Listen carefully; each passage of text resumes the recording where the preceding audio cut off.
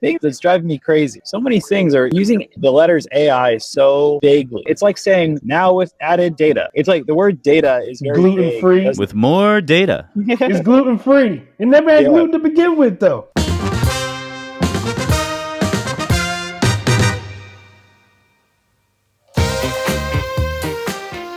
You're listening to the Daily Stand-Up by Lifetime Value. Consider this your daily dose of new ideas, fresh perspectives, and or hot takes as they relate to the worlds of customer success, post-sales, or whatever the hell we're calling it these days, and where we ask each guest one simple question. What's on your mind? Hold on. Let's do it like this. I'm going to do another introduction. What's up, lifers, and welcome to the Daily Stand-Up, your destination for just a smidge of customer success content every single day. I got Rob here, who is in a loud public space. Rob, do you want to say hi? I'm at the TechCrunch event. I'm doing good things here. My mom would be proud, but what's up, Smidgers? Preaching the gospel. We got JP here. JP, do you want to say hi? What's up, people? And I am your host. I wasn't prepared for how tame that was, JP. And I am your host. This is Dylan Young. I am Dylan Young. This is another three-way conversation. Our guest's internet conveniently died as we were introducing them. So we're going to turn this into a three-way conversation. Just published, hot off the presses, HubSpot declares customer experience is broken. While also unveiling the all-new service hub that will fix it. That's convenient, isn't it? Hey, this just died, and we've got just the antidote. JP, you have humbly offered. Oh man! Oh, what a hell of an intro. JP. Yeah, okay, let me tell you something. I think HubSpot, I think you're great, baby. You're doing great things, baby. I see you. Do you want to be a sponsor? I see what you're doing, HubSpot. It's good stuff. It's good stuff. I think that these conversations, I guess the context, customer success, it's changing, is downfall, is evolution, whatever it is. I think it's exciting. I haven't got a chance to actually look at the tool. I think actually before I heard about this, I actually heard about the tool before this particular article.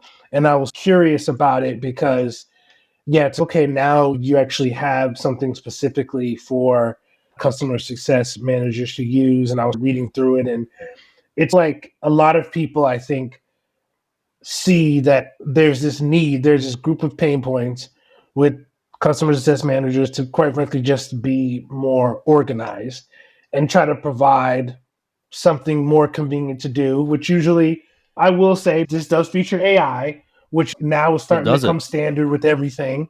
So it has AI features. And I think I don't want to knock it, but I'm also not going to hype it. I think that it's good to see how it plays out. And let's say this. Quick synopsis. This is a new suite within HubSpot. I imagine it's going to cost additional money. I don't actually know that, though. I haven't read the entire article. So it's basically a CSP within HubSpot. They mention health scores. They mention customer success managers or professionals being able to do all the tasks they need to within HubSpot. So from that angle, 30,000 feet, love it, right? Because it's going to make it a lot easier for CSMs to get a tool without having to kill themselves to convince their organizations to buy them a standalone solution. So even if it costs additional money, HubSpot's an approved vendor or it's a known quantity.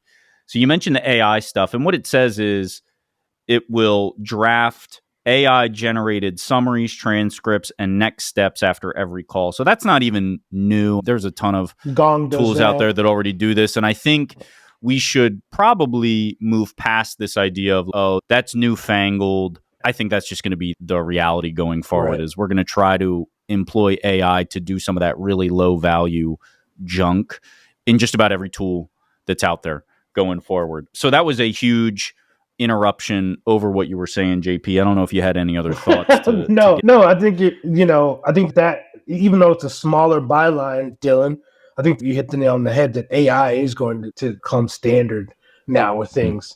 Look at even rap beef. Even Drake is using the AI in the rap beef. We're entering into a new. I don't know anything about that. You're going to have to teach me. Hey, so yeah, Rob, what do you think?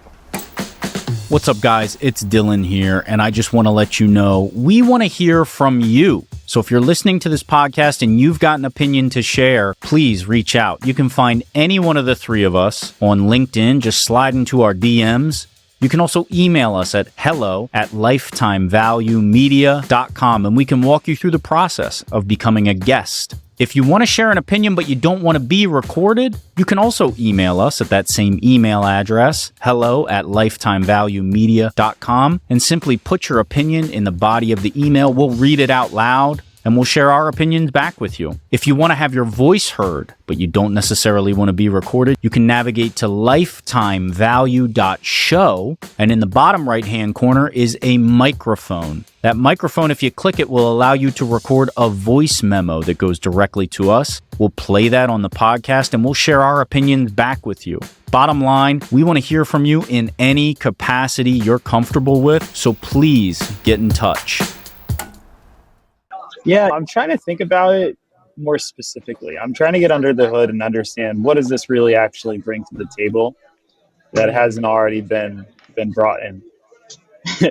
So, like, that's that Ivy League education with that vocabulary. I like that. It was from a movie. That was from a movie. Really? Some movie in the 90s about cheerleading. I can't remember. I don't know. Whatever. Anyway. Bring It On? Was it Bring It On? No, it was a spoof of Bring It On. It was some parody. Neither of those is from the 90s, so early 2000s. Oh, okay. Anyway, my point is to say, maybe I'm wrong, but I don't think the Service Hub is a new thing. I think the Service Hub has been around for a while. This is just a rebrand and a relaunch of something that has been here before, but now glossed over with this beautiful icing called AI. And the thing that's driving me crazy is that so many things they're using the letters AI so vaguely that it's like saying now with added data or something like that. Like it's like the word data is very gluten free with more data. It's gluten free. It never had gluten to begin with, though. Rob, I wanted you to get that hate out, but HubSpot, you can sponsor us, baby. Don't be listening to these people. We need some more. Also, look, it's angry curiosity. That's why more than anything. That's why all new is in quotes. It is quoted as all new, which I think is their way of saying it's not actually, right? Like, it's the same as when they come out with an all new Ford Explorer. It just looks, obviously, that's been around for a while, but it's the 13th iteration of it. So they're calling it Service Hub 2.0. But what I'll say is that in this article, it does say there's a brand new piece called the Customer Success Workspace, which is now available in beta, which would lead you to assume that is net new. And that's where they're talking about the health scoring and the ability to track tasks and create custom segments and views, monitor pipelines. So I think there are new pieces to it. But Rob, tell us how much you fucking hate AI. That's not at all what I'm saying. I'm saying that it's on us as practitioners to be specific about what the hell we're talking about when we say AI. You know? It's just too vague to be like, does AI mean better health scoring? Sentiment analysis? Voice of the customer programming? What does this mean? Yeah, but I mentioned it says AI generated summaries, transcripts, and next steps after call, which, look, some conversational there's a big player. Yeah, look, you're just saying other platitudes. They're just going to take notes that you put in HubSpot and turn it into different words. That's all it is. Well, I want to say, first of all, I will say, lastly, about this whole thing, because HubSpot's cool in my book. Y'all are cool in my book. You know what I mean? Yeah. JP loves HubSpot. Y'all are cool. But I think that one of the things I don't want to get lost is it talks about that it's going to unite. I noticed it said unite customer support and success for the first time. That seemed to be like one of the taglines in the article. So do with that what you wish. But I think that is, the article goes into all these things. But I think that's a big job. What they're trying to say is that they're going to bring customer success and support together for the first time? I don't know. Yeah. I think they're probably just trying to bring it all under one hood. But I think the idea is that there was a lot of functionality that customer success could benefit from that didn't exist previously. And so Service Hub may have been the customer service piece or the support ticket piece. And that's always been there. I think they optimized that. But in addition, they added some customer success, some functionality that's going to mostly benefit customer success professionals. I think that's the key here. So it's clear that none of us have done any research on this, but great little hot take episode. So that's our time, guys. Thanks for letting me use the F word multiple times. And we'll see you next time. You've been listening to The Daily Stand-Up by Lifetime Value. Please note that the views expressed in these conversations are attributed only to those individuals on this recording and do not necessarily reflect the views and opinions of their respective employers. For all inquiries, please reach out via email to dylan@lifetimevaluemedia.com.